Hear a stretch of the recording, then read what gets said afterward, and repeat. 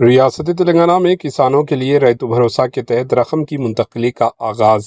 ریاستی کانگریس حکومت کی جانب سے ریتو بھروسہ اسکیم کے تحت تمام کسانوں کے بینک اکاؤنٹ میں مالی امداد جمع کرانے کے اعلان کے پس منظر میں ریاستی وزیر زراعت ناگیشور راؤ نے بتایا کہ پہلے دن 2 ایکڑ اراضی رکھنے والوں کسانوں کے کھاتوں میں فی ایکڑ 6,000 روپے جمع کیے جائیں گے۔